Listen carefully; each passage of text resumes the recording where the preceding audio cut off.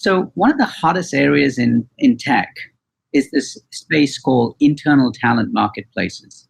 Think companies like Gloat, Eightfold, Fuel 50, Hitch, just to name a few, all of whom over the last 2 years have had multiple successful rounds of funding. And Hitch itself was just bought last month by ServiceNow, integrated into their platform. And what is fascinating is watching how this space has evolved. Earlier this month, I had a chance to interview Tanuj Kapilaswamy, the CHRO, Chief HR Officer of Standard Chartered Bank. Standard Chartered, for those of you who are not aware, has done an absolutely outstanding job of transforming their organization and how their talent work. Companies like Standard Chartered, Unilever, Schneider Electric, Walmart, just to name a few, have all embarked on journeys to introduce these marketplaces. So why now? What's changed? While many of these organizations saw the light many years ago, what has triggered this transformation in questioning work has been the pandemic. Many organizations back in 2020 had to respond very quickly to changes in their portfolio, changes in demand for customers, less demand in some areas, more demand in others, and the need to redeploy talent very quickly with a clear understanding of what was the new work being demanded and what skills did the workforce have in order to be able to get this work done.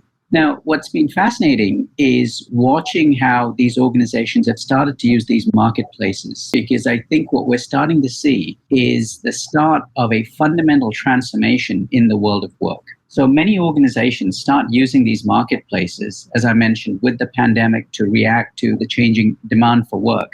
Yet others take a much more sort of passive view of things. One of the most common complaints, to tie back to Ginny's point about recruiting, one of the most common complaints we hear from organizations is that it's much easier for my people to find the job outside the company than within the company. And so for many companies, these marketplaces are a way of increasing the visibility of opportunity to everyone within the company. But the progressive organizations are really questioning and challenging the status quo. And you see that with progressive companies like Standard Chartered and Unilever, who see the potential exponential agility in their organizations to be able to move beyond jobs as the currency of work to skills being the currency of work. The opportunity for talent to express their skills in other parts of the organization, and the opportunity to go acquire new skills in other parts of the organization. At the heart of this has been the rapid progression of artificial intelligence that powers these marketplaces. The algorithms increasingly are able to infer skills, analyze infer the skills of the workforce based on their history, based on their previous jobs, the projects they might have taken on, people they might have worked with, and increasingly match talent to emerging work. These algorithms are also able to address one of the biggest challenges with a job, the opaque nature of connecting the demand for work to the supply of skills.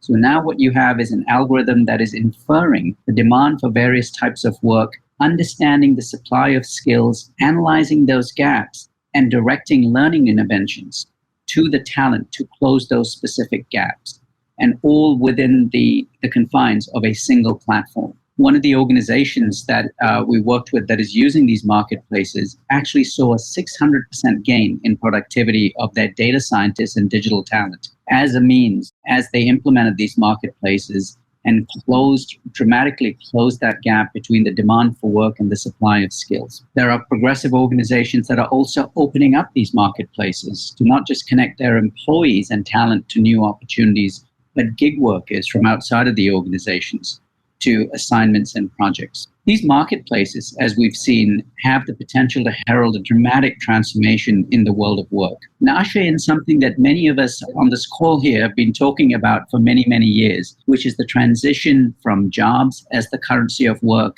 to skills as the currency of work. And perhaps most importantly, a much more democratized future of work, which is much more equitable and inclusive in terms of the access provided to talent all across this world to opportunity. Watch this space.